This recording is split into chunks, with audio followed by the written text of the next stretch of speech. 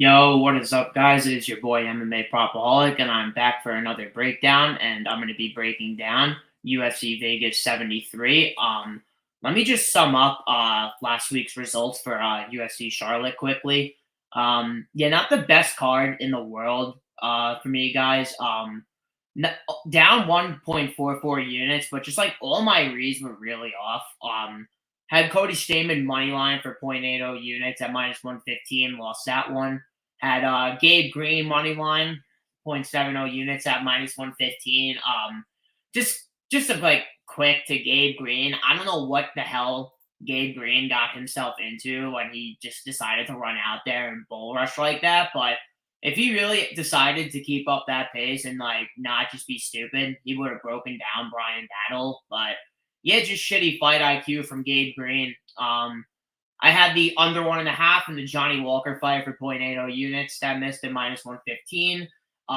Had the Olberg versus Pretoria over 1.5 at plus 110 for half a unit. That missed pretty badly. Had the fight doesn't go to decision in the Morono versus Mean fights for 0.60 units. I hit it plus 110. Sherman scorecards equals no action, voided at plus 425. Got the battle submission at plus 3,300 earlier in the week. Just put 0.005 units on it, and that missed. McGee by submission missed, and I had two sprinkles on him in sub 2 and sub 3 that missed. And my biggest bet of the night hit though. I had the Rosenstrike versus Almeida under 1.5 for 2 units at minus 200, hit for a unit. So that cash actually kind of really helped because if I didn't cash that bet, I would have been down 4.44 units, and that would have been a lot worse. So a little happy that I kind of escaped this card, but what really destroyed me is the money lines, and yeah, that's kind of what's been hurting me recently in these I would say in this past month. But yeah, guys, I'm looking forward to this card.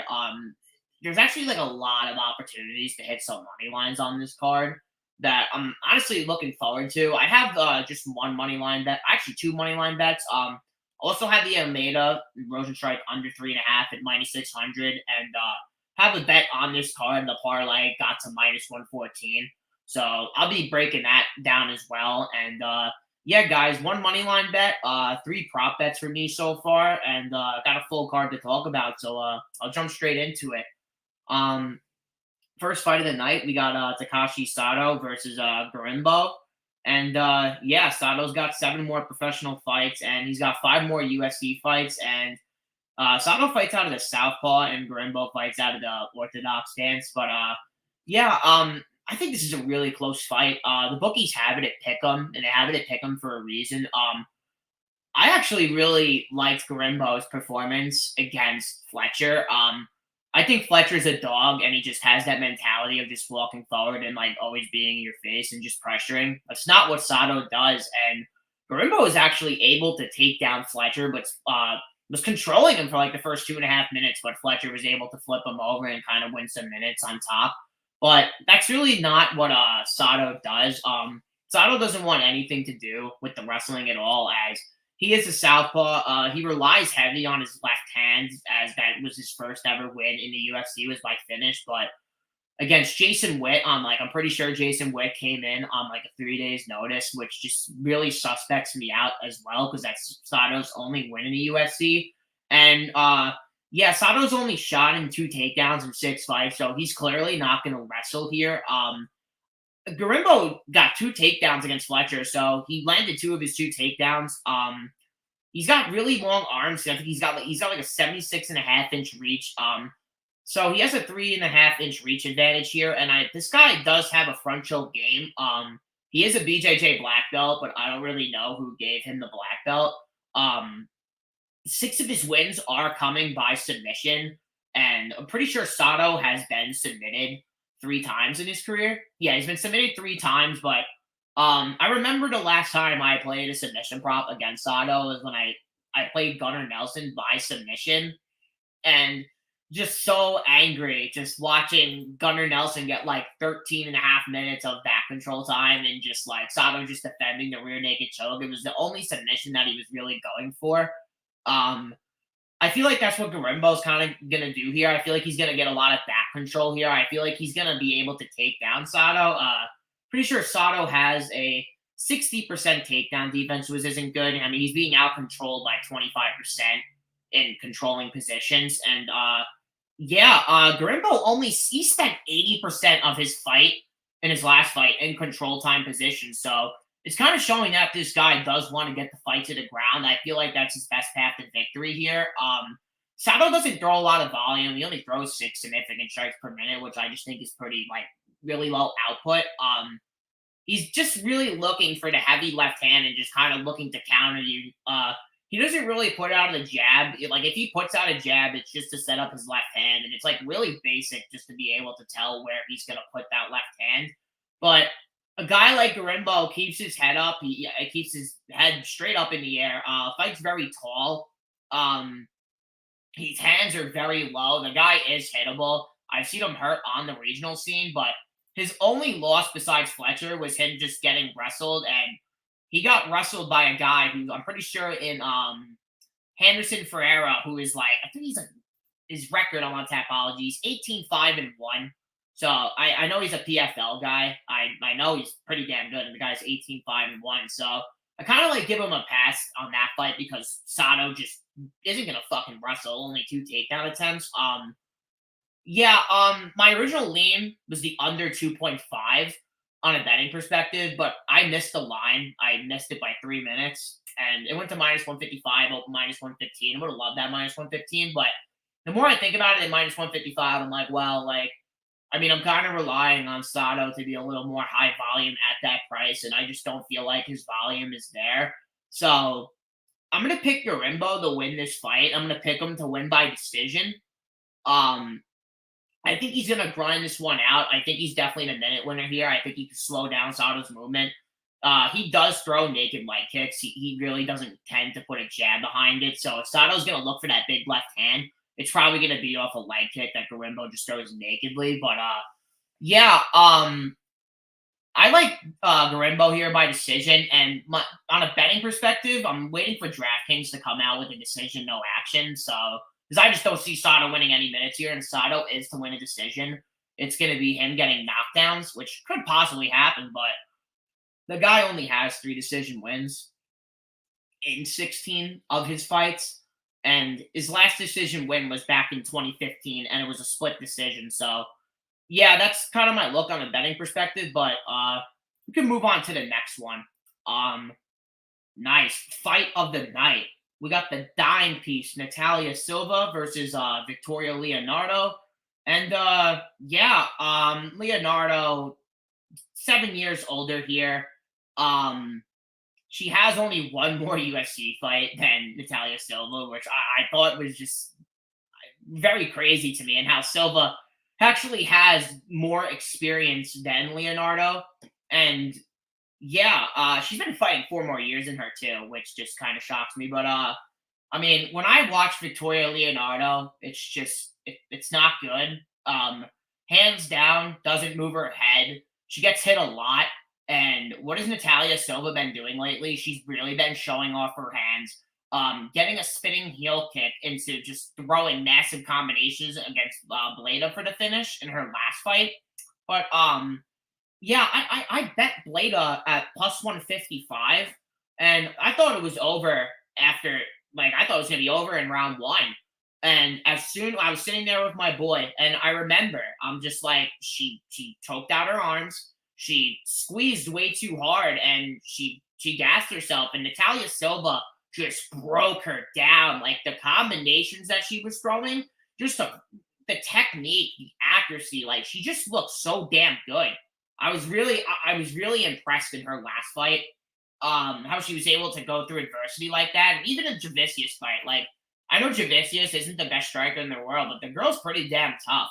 And she's going to walk forward, and she's going to go for takedowns. And, I feel like that's what Victoria Leonardo, has to do here. I mean, she is plus 700, but I go back and I watch her, and it's just her getting her ass beat. And she's been knocked out 3 times. I understand, Manon Fiat, Melissa Gatto, Erin Blanchfield. Like, I understand these ladies who are finishing her at a very high level and Miranda Maverick, but like, it's just like she's not beating anyone good. Her last win was against Mandy Baum. She came back after like 9 months, and now she's coming back after, I would say, like close to 10 months. And Natalia Silva's looked the best that she's ever looked after coming back. And I mean, she's -1,000 for a reason. I think she's gonna have the superior striking here. I think she could even mix in takedowns if she wants to. 92% takedown defense for Silva, so I don't really see Leonardo getting this fight to the ground. But Leonardo's gonna walk forward. She's gonna try to throw in massive combinations. She throws in like 4 or 5 punch combinations, and she just throws wildly and just leaves herself very open to being hit. And I feel like this is obviously, I mean, it's a setup spot for Natalia Silva to get a finish, which I really do see, and the bookies are really implying it with a -1,000 money line. I understand, like, for UFC, I just went to the card. UFC 280, I think it was 288. Yeah, UFC 288. Evolov was like -1,000, and they had the under 2.5 at -115.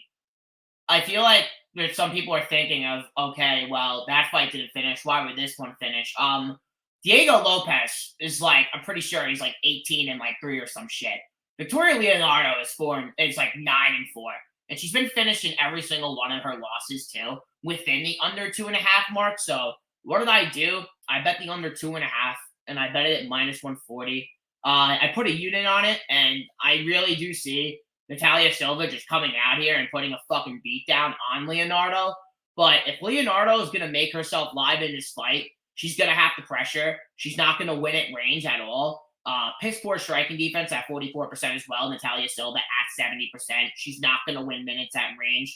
Natalia Silva's distance striking defense is 70%. So the corner of Leonardo is going to tell her to walk forward. I see violence is just, I love violence here. I understand it's a woman's fight and it's minus money, but you know, I really like it. I see Natalia Silva just sparking the shit out of Victoria Leonardo, and I played the under 2.5. I just see Natalia Silva inside of this. It's like -150 right now. Which, I mean, if you think Natalia Silva finishes this fight, bet the fight doesn't go at -165. But yeah, I'm gonna pick Natalia Silva here. Obviously, it's not a hot take, and I'll pick her by first round KO. But yeah, we can move on to the next fight, which is a way closer line fight. We got Nick Fiore versus Chase Hooper, and yeah, you know, this was the first fight that I ran through for this card. Just because I looked at the line and I remember Nick Fiore in his last fight, and I'm like, well, he was like +115 at the time, and I'm like, okay, like Chase Hooper at -135, like what the hell can go wrong? So I go like run through Fiore. I go through his amateur career, and I found like three of his pro MMA fights up until the Rebecca fight, and he impressed me, even losing like a 30-27. He was able to take down Rebecca. He was eating tons of heavy power shots in round 1, and guys like Rebecca is a completely different animal than Chase Hooper on muscle size, mass size, explosiveness, and power, and speed. Just everywhere, I would say better than Chase Hooper, besides in grappling, is Rebecca. The guy was coming in, I'm pretty sure, like, what was it? I think it's like a 15, let me see. I think it's an 11-fight win streak he came into that fight with. And Fiore took that fight on short notice. I think it might have been 6 days notice. I could be wrong. Hope I'm not wrong, but I think I'm right. I like the boxing of Fiore, and he's been training with Calvin Kattar, training with Rob Font, I would say since 2019. I went through his Instagram. He also trained at Renzo Gracie Philly in New Hampshire, and that's where he actually started, and that's where he started his whole entire professional career. And his first thing in MMA was jiu-jitsu, so you know, I really found that to be just very creditable going into this spot, and especially seeing who Fiore trains with, and even watching his striking in his last fight, because the guy was hitting Rebecca. He definitely was hitting him up, and Rebecca was tired. Fiore had his chances, but Rebecca was just kind of able to get him down with a double leg. And Chase Hooper, does not have good double leg takedowns. He's more just trying to clinch you, get you up to the cage, and sprawl you into a heel hook or into a submission. And he's willing to lose control and play on bottom and just keep sprawling with you. I don't like Chase Hooper striking. I think it's awful. I really do think it's god awful. Guys, I'm not gonna lie. I have not seen it improve at all. Yeah, it didn't look bad against Kolares, which God rest his soul. But it's just like it doesn't impress me one bit of how tall the guy stands. The guy has a fucking 35% striking defense. He is reliable of just getting a submission or he's bust. And just even watching him against Steven Peterson, that fight was just almost so hard to watch. And Steven Peterson was just like laughing at him. He's like, dude, like, keep going for your fucking heel hook. I'm just gonna lay on top and keep landing ground and pound on you. Like, you're just gassing yourself. Like, I don't like that look from Hooper. The guy is just so damn hittable. He is so damn hittable, and he's 3-3 in the UFC. He obviously has the experience edge here, but he's matched in grappling. He's matched on the ground. Like, getting a fucking black belt from Renzo Gracie is not easy to do. So I feel like he's just matched here. Like, if he wants to be on the ground with Fiore, I feel like he's just kind of putting himself into his world as well. And man, of how tall Hooper fights, how low his hands are, and how reliant he is on a submission, I don't like him in this spot. And clearly a lot of people have been playing Fiore. I'm sorry if I keep saying his last name wrong. Terrible with it. Gotta keep practicing on them. But I got him plus 100. I put half a unit on him, and I sniped the under 2.5 at plus 125. And I put half a unit on that as well. And I really like both of my spots because if Chase Hooper is going to win this fight, it's inside the distance. He's going to sub him. He's going to do it on some stupid fucking position, or he could possibly try to get ground and pound. But yeah, an under 2.5 in a Chase Hooper fight at plus money, yeah, I just had to take a small poke, especially after reviewing the film and just like, I know Steve Garcia hits hard, guys. Like, I understand, but that's at 145. Chase Hooper's now walking up weight, so I don't know how he's going to react to shots of being up a weight class. I feel like he's doing it a little bit too late in his career, and I really think he should have realized he shouldn't be fighting at 155. But that chin, man, that chin, I don't know if it's ever going to recover.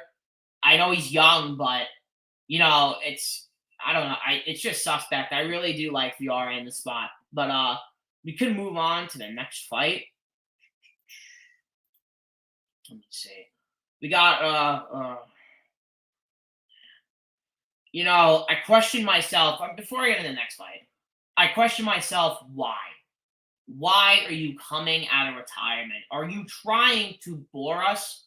Are you trying to make us like hate watching you? Like I don't get why this guy's coming back. We got Ilir Latifi versus Rogerio Nascimento, and the reason why I am just so mad is because I spent an hour of my life yesterday, watching Ilir Latifi film. It had to be one of the most boringest hours of my whole entire life. And I'm like waiting on the film. I'm like, okay, something's bound to happen. Something's going to happen. I was wrong. Nothing. This guy does nothing. He's low volume. He throws one punch combo. I can't even call it combination. He just throws one goddamn punch. Like, I don't see any volume in this guy. The one thing that I kind of maybe do see in him is that he might be a little durable, but that I really don't see in him because I see him heavy breathing. And it's like, he just got himself out of the Tanner Boser fight, man. Like, if Tanner Boser has somewhat of a gas tank and doesn't have shitty fucking cardio 2 years ago, he loses that fight. And then he comes back a year and a half later against Oleinik. And Oleinik is like, I love Oleinik, but come on, Oleinik? Like, he's definitely going up against a younger grappler here in Nascimento, but it's like, Nascimento doesn't even really impress me that much when I see him. The guy's like a pretty heavy wrestler, but he doesn't have the greatest entries in the world. And he's very bounded to get the fight to the ground. He doesn't really like being on the feet at all. And in Ilir Latifi, it's like this guy's throwing in one punch. Like he's just not putting out combinations. He's now 40 years old. He's 10 years younger. The guy's about to turn 41 years old. Um, it's just a lot that I see out of Latifi that I don't like to see. And in Nascimento, Nascimento, the one thing that I could point out to Latifi is that he's not a bad wrestler. Like he can get the fight to the ground, and that's where he wants to win minutes. Nascimento, BJJ black belt. But the one thing I've seen out of the competition of Nascimento that I think tons of people are really overlooking here is that he hasn't faced one wrestler yet. He has not faced one wrestler yet in his career. And this is the first one that he's going to be facing. Like Latifi, 19 of 52 on takedowns, getting them at a 36% clip.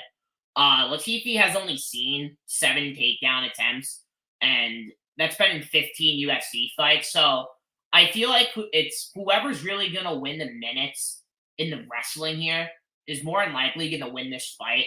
I mean, any heavyweight is probably going to throw more output than Latifi, but I think the bookie, I think a lot of people are ruling him out because he's boring, and I think he's goddamn boring. But the guy is a minute winner. He can win minutes. And we haven't really seen Nascimento's ground game tested in a defensive side. Like, I haven't seen a lot of heavyweights on tape with a high defensive guard when they're off their back. And Latifi's a heavy man, like, to just try to get up. Like, the guy is getting 30% control time in his positions on top. And I really think Latifi is live in this fight. I really am considering betting him, but I really don't want to bet Latifi because the guy does nothing. I feel like he can win a decision here. I'm looking at his decision now on Bet Online. It's only plus 350, which I really don't like. I mean, I think it would be a little higher. Maybe FanDuel will give like a plus 500 or like a plus like 550. Might possibly take a shot on that. I really feel like he is the minute winner here, but if he can't get his wrestling going, I think he's honestly kind of screwed. But I do think he is more powerful than Nascimento.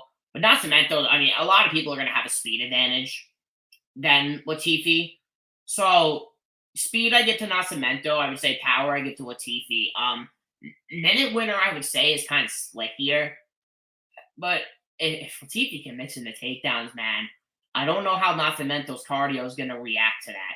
And this guy has been knocked out. I mean, this guy got knocked out in 26 seconds against in 45 seconds against Dawkins. So it could happen. I mean, he's finished what? Alan Badeau and fucking Dontel Mays. Like, it's just the wins are terrible too. So yeah, man, picking to win this fight. I'm gonna pick Latifi to win this fight by decision. I think the wrestling can play an aspect here, but I'm gonna move on from this fight and I'll move on to the next fight. Actually, I'm pretty hyped for this fight. We got I'm gonna fuck this name up, man. Laugh at me in the comments. I'm gonna fuck it up.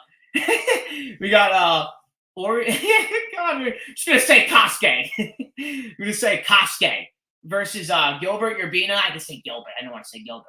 But hey Johnny, you call me Gilbert too. That's why I don't want to say Gilbert. No, I knew how to say Gilbert already. But yeah, just embarrass the shit out of myself. But yeah, we can get into this fight. I do like Urbina on the feet. He has some pretty good striking. I went back and I watched him against Sean Brady, and the moments he was having against Sean Brady on the feet, he was kind of stunning him. He fights pretty long. He puts in pretty heavy boxing combinations, and he's pretty heavy with his front body kick. He loves to go to the T kick, and he loves to just work the midsection. He really targets the midsection, which I do like to see. I think that could play a pretty big point here against Cosce. Cosce. It's Cosce, my bad. Now I remember. But the last time we've seen Gilbert was a year and a half ago against Brian Battle. Took him down, was winning the first round, hurt him bad. 10 days short notice. Also, ended up getting finished in the second round. I don't even think Battle really had like an underhook on the rear naked choke, but he kind of just tapped out. I mean, it was a little bit suspect. I feel like Urbina was like just like really gassed and not having a cam for that. But especially because he was coming straight out of the Ultimate Fighter house too. And the Angelo Trevino fight showed some grappling in that fight. I don't think Urbina's not a bad fighter. I think he has a good all-around MMA game, but I really like Cosce's pressure. And I went back and watched him on the Contender Series, dropped the first round, and I love to see how Faber's in his corner just telling him, man, he's like, he's wrestling us. He's wrestling us. You got to pick up on it. Like you're winning on the feet, but he's just wrestling us. He's wrestling us. And Cosce was able to realize that in the first 2 minutes of like the second round, where he was able to stop the first 2 takedowns attempt. And that's where Dixon just kind of started to fade, and Cosce just broke him down with pressure. Pure pressure. Going to the wrestling, has a background. I think it's Grand Valley. I could be wrong, but has a background in wrestling, so he's got a pedigree there. His striking is definitely developing. The way he turns around after he throws some shots and when he misses his shots is very suspect. Because, he turns around. The one thing you could just do is just throw a side head kick and catch him right on the front of the face on some, Holly Holm type shit. Cosce's striking defense is, I'm pretty sure it's at, 42%.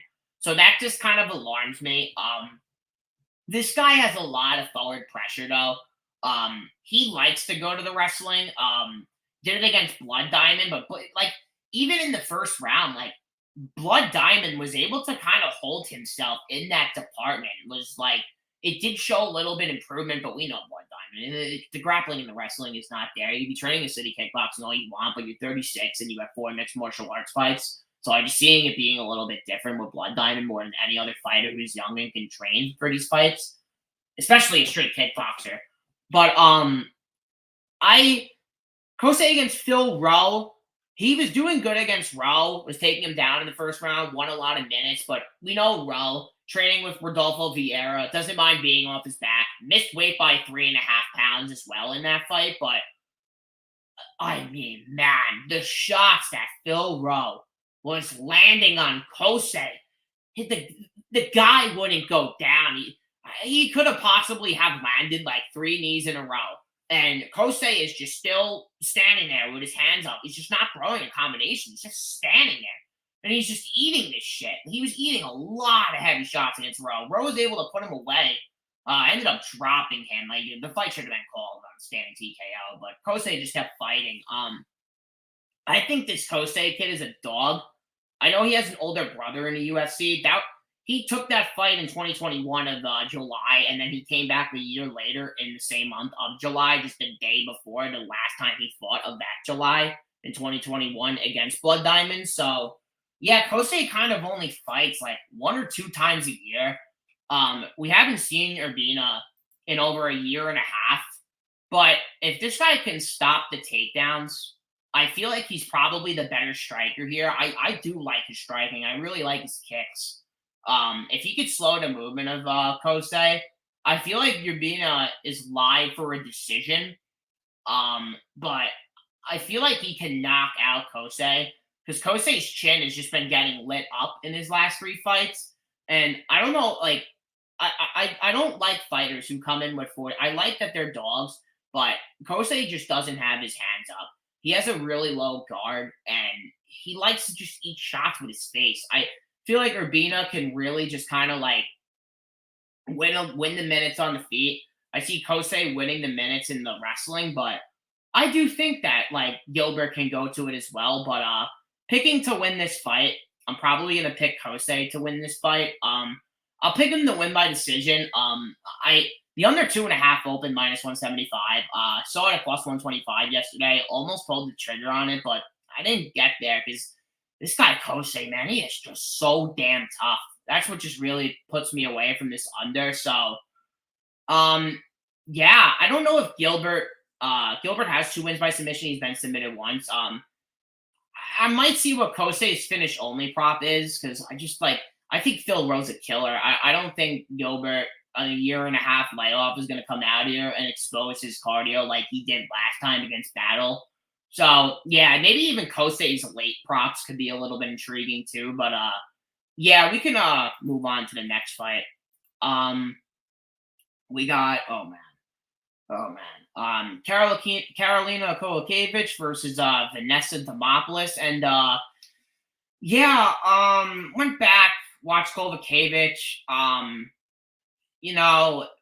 The amount of positions that she puts herself in the grappling in her last 2 fights, where she's just sitting on top of where she can just get armbarred, really concerns the hell out of me. I mean, I've seen like 3 or 4 openings that if Elise Herrig knew how to throw up an armbar, that she probably would have gotten it.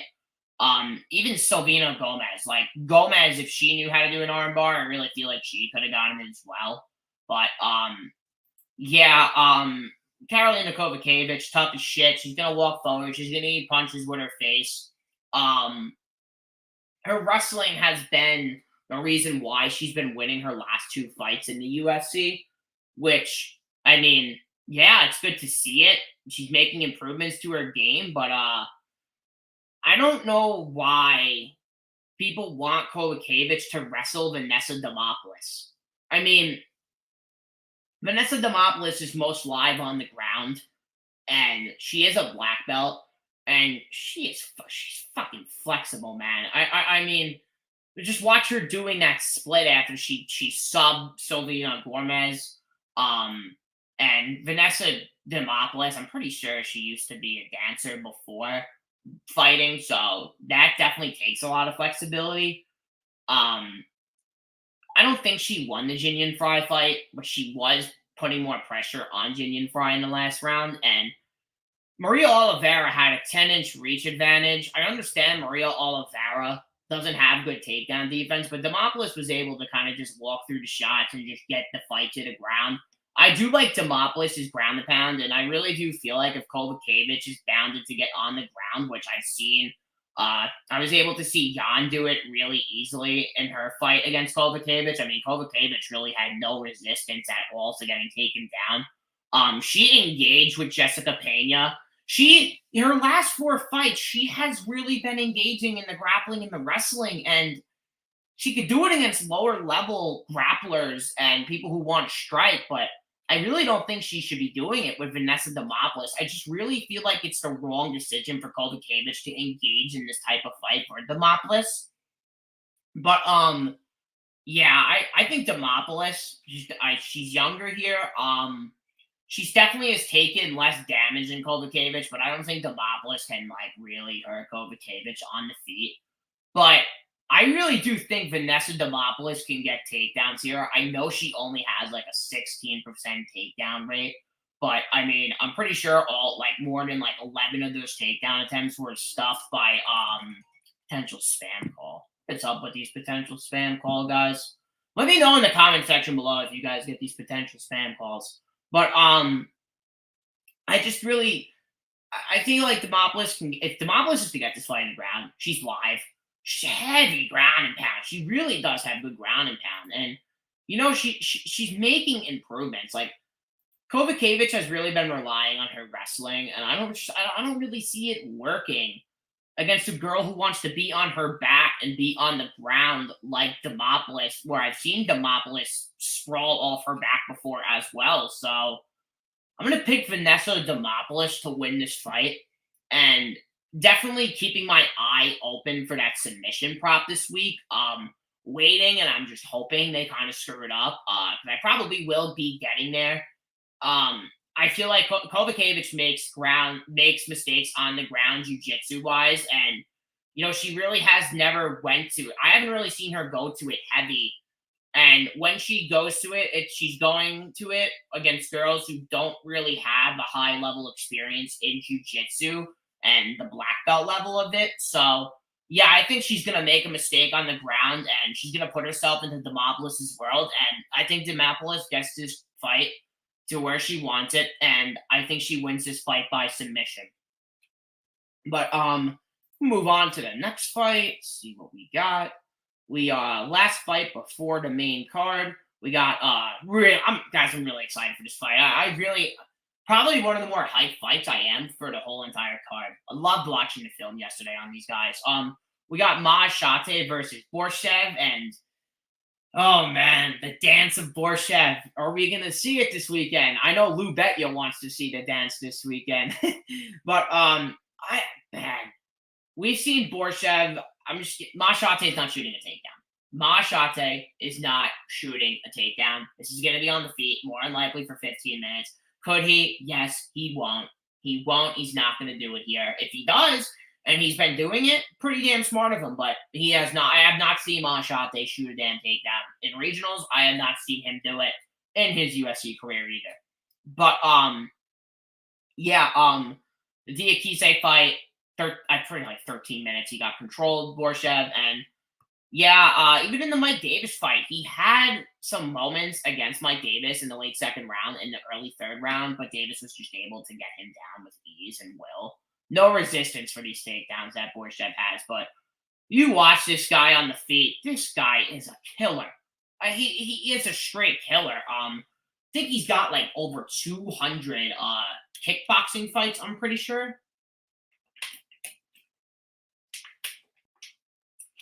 200 kickboxing fights. Fast hands in the pocket. Explodes into almost every single combination that he throws. He throws fast. He throws massive. He throws in power. And where I've seen you can hurt this guy on the feet is if you counter him when he's throwing his massive shots. Maheshate is a pretty good damn counter striker. I think he's powerful. I think he's very explosive. He's 8 years younger coming into this fight, which I think is the explosiveness and the power, I think, goes to Maheshate.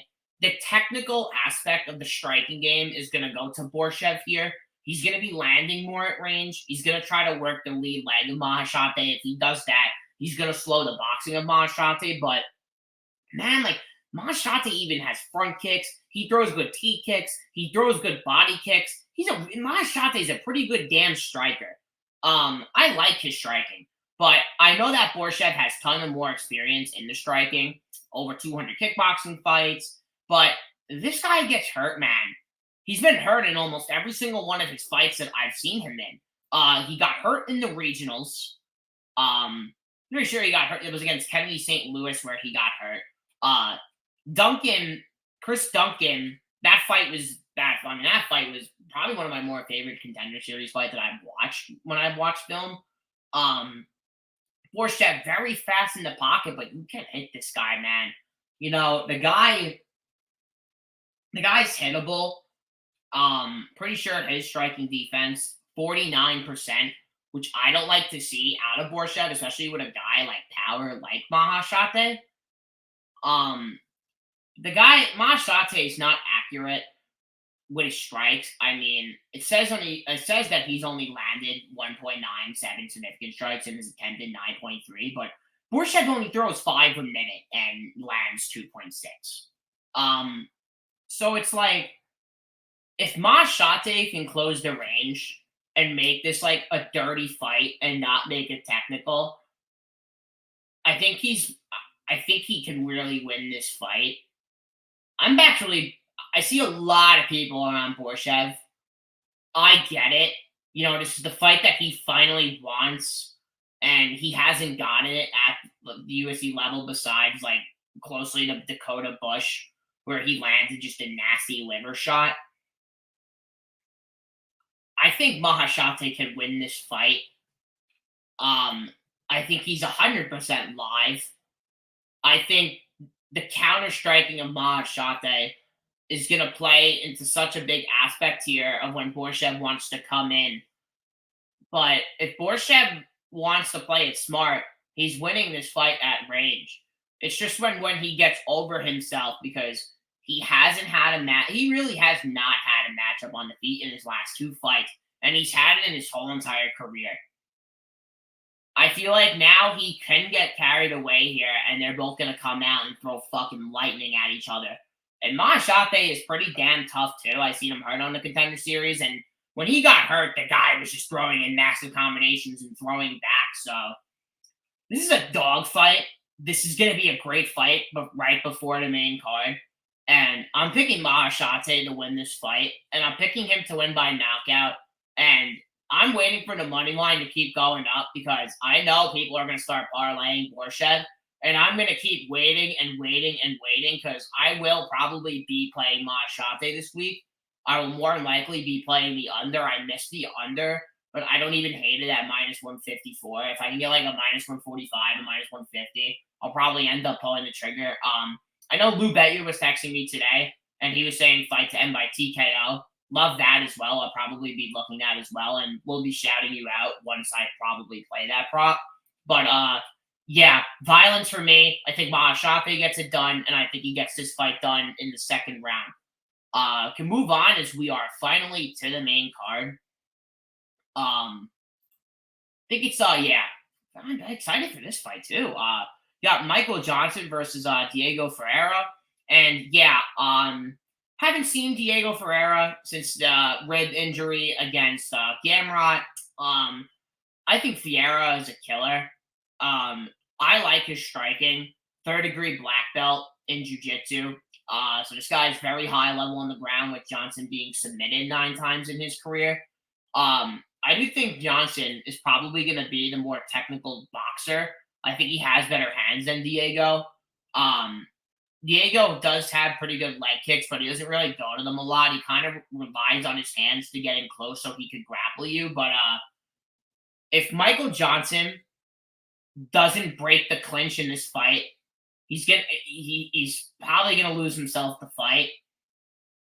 I think Johnson has looked great recently. Personally, I thought he beat Jamie Malarkey. I thought he won that fight. I had a bet on him. I didn't have a track bet on him, but I did play Michael Johnson against Ducote at like plus 275, and I thought that was just a damn gift. Because I knew he was going to stop the wrestling. I didn't think Mark's wrestling was going to be there, but the one thing I will say is Diego doesn't have good wrestling, but when this guy gets a hold of you and he gets under your butt and he gets on top of you, you're more than likely not getting up. And if you make one mistake, he's going to submit you. And seeing that with Michael Johnson being submitted 9 times, it definitely suspects me out. But I do think Johnson's going to be the minute winner here on the feet. I think Johnson has some serious fast hands, and he's been showing power as of recent as he's going up in age in his career, which is kind of shocking me. I missed the under. I missed it pretty damn bad. I see it minus 140 right now, and like I don't hate it. But I feel like if Michael Johnson's gonna win this fight, it's more of him being at range and just using his hands. Like he finished Alan Patrick, and he even got hurt. He got hurt against Alan Patrick, which I completely forgot that he even got hurt in the first like minute in that fight, which was like, wow, like Alan Patrick just hurt this guy. So if Diego can really stand in the pocket and just land and box with him, he could probably touch up Michael Johnson as well. But yeah, I do think this is a good violence spot. I don't like it at minus 140 because it is Michael Johnson. But I mean, I have seen Diego when I was doing film on Kyle Nelson. I've seen Kyle Nelson hurt Diego pretty bad. And that was in the first round, which I'm like, holy shit. I mean, Kyle Nelson is hurting Diego. I mean, that's just okay. And he submits a high-level guy in Pettis. Dariush, that fight was crazy to me. But why that fight went to decision was because Dariush wrestled him. Michael Johnson is not fucking wrestling with Diego Ferreira. If he does, he's stupid. He's just stupid to do it. And Gillespie wrestled him, and Gamrot wrestled him. So obviously, the more likely outcome who's going to wrestle here is going to be Ferreira, and he gets this fight to the ground. I mean, this guy's submission game, it's nothing to be messed with. You make one mistake, you're more than likely going to be tapping out, or you're going to be choked out. I think Johnson can hurt Diego pretty bad on the feet. We haven't seen Diego since the hip injury, and Diego has fought in a year and a half as well. So, yeah, I the more I think about this fight, the more I like violence. It's just hard for me to bet violence, but I mean, even watching Johnson, he hurt Malarkey bad. He didn't really he didn't really hurt the Akise, which that fight he really did nothing.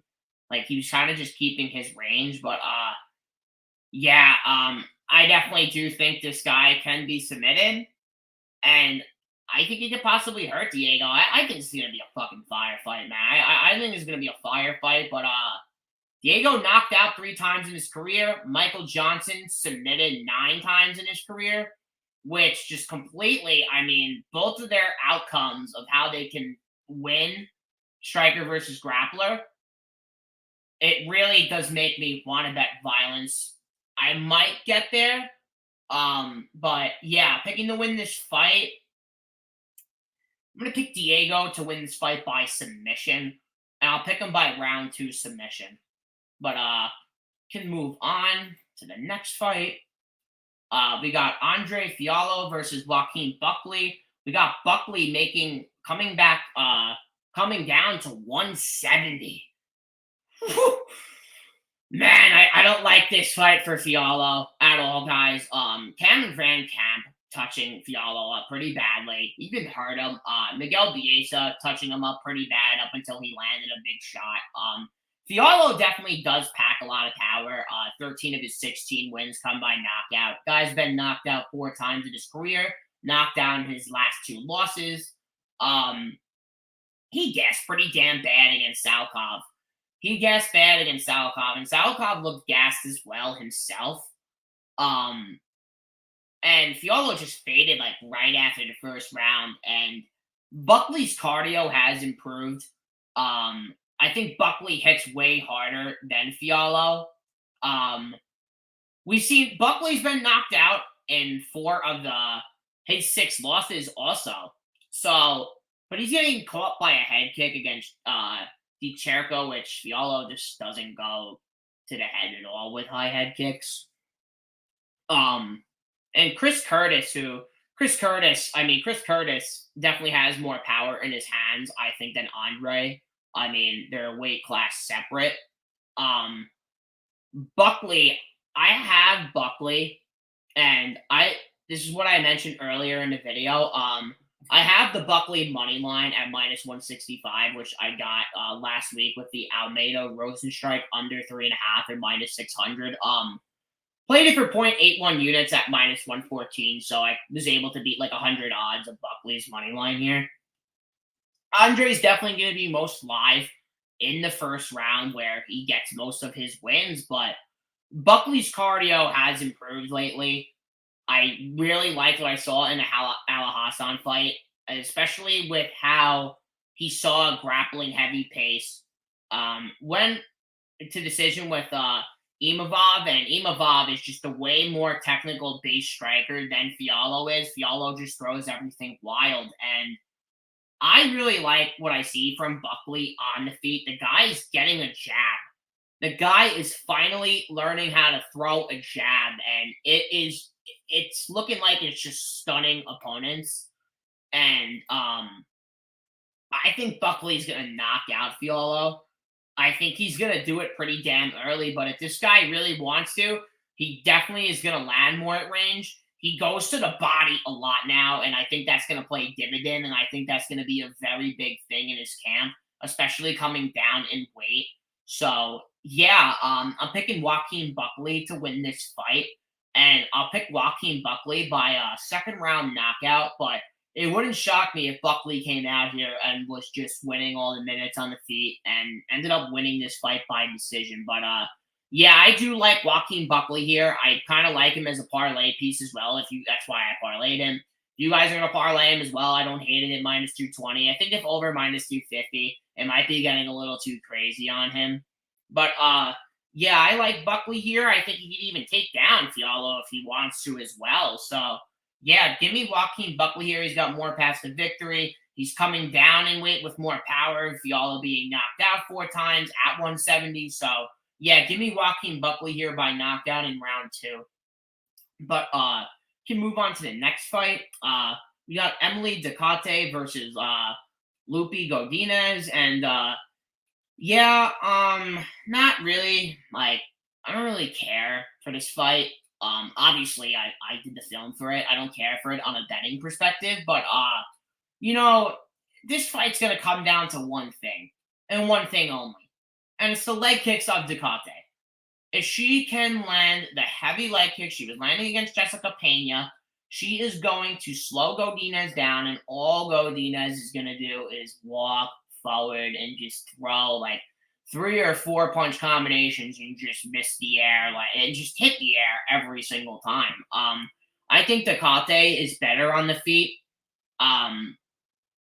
Ducote has 100% takedown defense, but it's only on 8 takedowns of 2 fights in the UFC, so she has been seeing it, but she really hasn't been seeing a heavy wrestler like Godinez.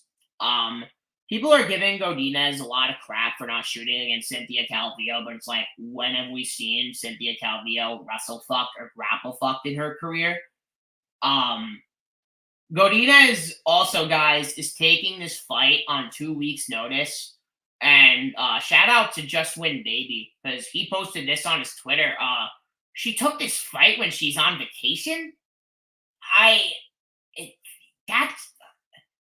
don't like that. I mean, we saw what the hell Andrade did, and now she's on a 2-fight losing streak.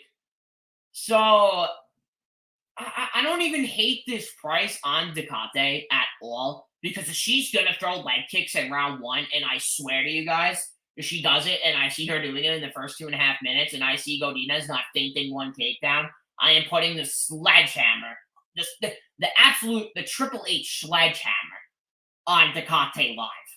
I will be hitting it live. I think Godinez is pretty damn tough, though. I've never really seen her hurt on the feet, but she's not a technical striker. Ducote throws 6 more significant strikes per minute as well. So she's definitely going to be the minute winner here on the feet, and she stops the takedown. She is now plus 140. If she stops the takedowns, Ducote is like minus 200. And we have seen Godinez recently, man. Godinez against Angela Hill, man, minus 300. Couldn't get a takedown, and what happened? She just got picked apart. That can really happen here. And I'm going to pick Emily to win this fight. Maybe a little bit of a hot take. Emily Ducote round 3 KO is catching my eye, because she works the leg kicks early, and I know Godinez isn't going to quit. I know she's not going to quit. Emily's going to keep throwing them so she could stop feinting these takedowns. And if Godinez keeps putting pressure on that lead leg, which she's going to do because that's what she does to explode into her takedowns, and Emily keeps landing the front kicks and the calf kicks on the outside and to the inside part of the lead leg, she's going to get the leg kick TKO in the 3rd round. And that's where I might be looking into this fight here. I might be betting Ducote round 3 decision. Depends the number they give me, but I probably will have a small sprinkle on Ducote round 3. But give me Emily Ducote, and give me Ducote to win this fight by round 3 knockout via leg kicks. But can move on. The fight that I wish this fight was the main event. I'm not gonna lie. But we got Edmund Shabazyan versus Anthony Hernandez. Fluffy and did one of the craziest things I've ever seen on film.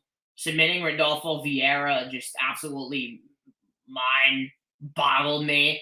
Vieira with the worst gas tank of any gas tank I've ever seen in like 4 minutes of MMA in one fight. Oh my god. Hernandez is a dog. Grapple heavy. This guy's gonna be in your face. BJJ black belt. Relentless top pressure. On the other hand, Shabazyan, fast with his hands, high finisher, doesn't like being on the ground, and that's why he is such a heavy favorite here. I mean, such a heavy underdog here. But it's like Shabazyan has shot 27 takedowns, has a 65% striking takedown defense, same percent takedown defense as Fluffy. But Fluffy getting his takedowns at a 64% clip and getting 51% control time it's just off the damn charts. Shabazyan also with a 46% striking defense, so they both have the same striking defense, the same takedown defense as well. And they even throw the same significant strikes per minute at 6.5. This fight is close. It's close on the stats. The clear path to victory is wrestling for Hernandez. I mean, I think Imavov trains with Cyril Gane's head coach, and just looking at what Imavov did to Shabazyan and knowing that they don't fucking focus on wrestling whatsoever, you can't tell me that this camp focuses on wrestling when they have Cyril Gane versus John Jones, and he didn't train for it one goddamn day. No one can tell me that camp focuses on it. For any fight, it's the best guy in the camp, the most famous guy in fucking France, doesn't even train for a goddamn takedown defense against probably the best mixed martial artist of all time. So, yeah, Fluffy has a huge path to victory. He gets this fight to the ground. He is going to just have a relentless pressure on Shabazyan. Hernandez definitely hittable. Both are hittable. I've seen Hernandez hurt on the feet a couple of times on his film. He's been knocked down once in the UFC level, but Friend hurt him. Josh Friend hurt him bad in that fight. But Hernandez, sensational cardio, durable as hell, relentless wrestling pressure. On the other side, Shabazyan will be the better striker, will have more power. And as I've been saying for a couple of these fights, striker versus grappler, if he keeps his fight on the feet, he can more than likely win the minutes here. But I just see Anthony Hernandez absolutely just breaking down Shabazyan. We saw Derek Brunson do it pretty damn easy. And I think Hernandez is more explosive than Brunson, especially at his age. I think he's more durable than Brunson. And yeah, I'm going to pick Anthony Hernandez to win this fight. I'm going to pick him to win by submission. A prop that I also am looking for is a submission/decision on Anthony Hernandez this week. So, yeah, I'm looking at that. I think that'll be a great way to cut his money line. And, yeah, Hernandez by submission in round 2, I will pick. And, it's finally time for one of the greatest fights of the year. No, I am just kidding. Why is this the main event? I don't mind it, but I mean, we're going into an off week, and the UFC is like, okay, well, here you go. You guys are off next week. We're going to give you Mackenzie Dern versus Angela Hill, and then we're going to come back and 8 months of pure fireworks. So, we're here. UFC Vegas 73 main event. Mackenzie Dern versus Angela Hill, and another striker versus grappler matchup, which I feel like there's a lot of these on this card. Angela Hill in the Gianni Roba fight, had herself in just sprawling out of the positions that Gianni Roba had her in really impressed me. I like Hill's takedown defense. I mean, I'm pretty sure Angela Hill has seen over 100 takedowns at the UFC. Yeah, 100 takedowns at the UFC level, guys, being controlled 16% to 11%. And 77% takedown defense. Meanwhile, it's Dern who, if she even gets a hold of you, she's just gonna pull guard. She's going to immediately pull guard. She's going to look for a submission. And 11% takedown deep offense for Dern. Dern is definitely not the better striker here. I don't want to hear anyone say it. Oh yeah, well the pressure of Dern, it doesn't matter. She is so out technically based here that this is just. I know I'm shocked with the line. I'm shocked with the line. I keep looking at it now and I'm like, why the fuck is Angela Hill plus 160 against Mackenzie Dern? I love Mackenzie Dern. She's a 10, man. A 10. But this is betting. And I want to win money. And Angela Hill, I think she's a really good striker. I think she has great front kicks. I think she has great boxing. She has experience. I mean, she has almost everything over Dern here besides jiu-jitsu. And she actually, Angela Hill has shot 3 less takedowns than Mackenzie Dern at the UFC level and has gotten 12 of them. She has 7 more takedowns than Dern, and Dern has 3 more takedowns shot than Hill. Which, I mean, I understand Hill has way more fights, but that is still something to really put out here. Not that Angela Hill is going to use the wrestling, but she has good goddamn sprawls. Jenny Robe is a better wrestler, in my mind, than Mackenzie Dern. Mackenzie Dern is definitely training at the right camp to be doing it. But, man, it's like, if this fight's on the feet, she is not winning this damn fight. And Angela Hill could really just technically just put a bruising on her and could possibly get her out of there late.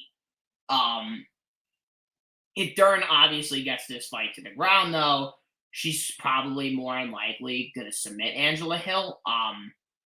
Yeah, I on a betting perspective, I like the violence side here because we're getting 25 minutes of Dern, and even knowing that Dern didn't submit Yan, it's like I'm pretty sure that Dern is training with the same camp as Yan was training with coming into this fight too. Which I don't know if I'm right, but I think so. But yeah, I feel like violent striker versus grappler in a 5-round fight.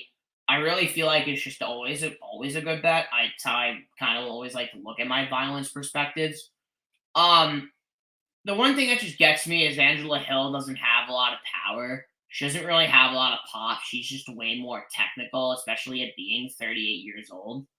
But she definitely, I mean, if Dern gets this fight to the ground, she is so obviously her submission game is definitely on another level. But Hill only being submitted in 12 of her losses. The last time that being back in 2019 against Randos Marcos by armbar. But yeah, I actually kind of like Hill here. But I like violence. Plus 100, I might take a half unit shot, just a little at it. But picking to win this fight, I'm gonna pick Hill. I can see I'm probably gonna be taking a poke at the Hill 3-4-5 KO prop, maybe just even 4-5. Because if this is in the late rounds and Hill's just putting a goddamn beating on her, I possibly could see her getting Dern out of there. And if they're giving me an absurd price on that happening with her piss poor striking defense and she can't get the fight to the ground and knowing how her cardio gets, yeah, give me a fat line all day on that. But yeah, guys. My prediction. Let me just sum up my prediction real quick. So I'll pick Angela Hill to win this fight via decision. She's definitely the minute winner. I mean, if Dern gets this fight to the ground, she definitely can submit Angela Hill, but we saw Angela Hill really battle those positions out of Jenny Roba. So yeah, Hill by decision, and yeah, guys, that's it. I just went through the full card and did a full card breakdown with my predictions for UFC Vegas 73. Yeah, guys, I'm gonna be dropping my Bet MMA tips linked in the description below, with my Twitter link in the description below, where you guys can find me at MMA_Propaholic. And I'll drop my Discord link as well. I think I'm gonna make a new Discord. Want to make some changes to my Discord, maybe. So yeah. Thank you guys for the support as always. And tomorrow I'm gonna be having Paul Dal on. I'm gonna be going live tomorrow as well, around 6 o'clock Eastern time with him. So, and I'll be breaking down UFC Vegas 73 with him as well. I'll drop his link to his Twitter in the video tomorrow. But if you guys want to go check him out now, check him at Paul_Dal DAL on Twitter. Posts his really good bets. He's a sharp. I don't think he's on YouTube. He definitely should get on YouTube. He does a lot of early line movement, just like me as well. And yeah, he's active on Twitter. Definitely go check him out as well. But yeah, guys, drop a like, drop a comment in the section below. Thank you everyone for tuning in on this Monday afternoon, and everyone have a good one. Peace out.